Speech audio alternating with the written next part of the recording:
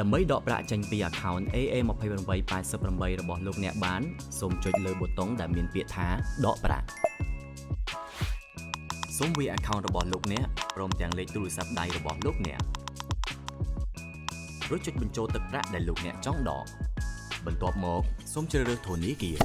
ឧទាហរណ៍ខ្ញុំមានកុងធនាគារ AA Bank រួចបំពេញលេខគណនីធនាគាររបស់លោកអ្នករួមទាំងឈ្មោះគណនីធនាគាររបស់លោកអ្នកបន្ទាប់មកសូមចុចបញ្ជូននោះប្រតិបត្តិការដកប្រាក់របស់លោកអ្នកកំពុងតែដំណើរការហើយប្រសិនជាលោកអ្នកមិនទាន់ចង់ដកនៅពេលនេះទេសូមចុចពាក្យថា cancel ប៉ុន្តែសូមក្រឡេកមកមើលនៅកន្លែងប្រអប់ស្ថានភាពប្រសិនបើឃើញពាក្យថា pending មានន័យថាផ្នែកគណនេយ្យកំពុងតែត្រួតពិនិត្យប្រតិបត្តិការរបស់លោកអ្នកថាត្រឹមត្រូវដែរឬទេប្រសិនបើលោតពាក្យថា processing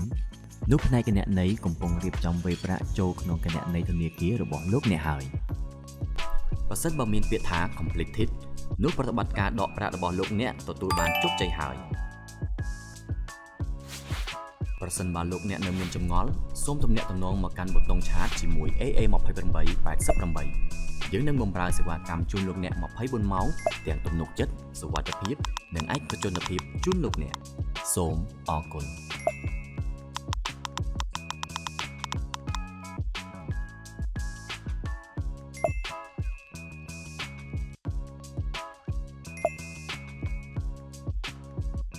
AA2888 ជម្រើសដ៏ល្អសម្រាប់អ្នកគាំទ្រកីឡាបើ account ផ្ទាល់ជាមួយយើងឥឡូវនេះ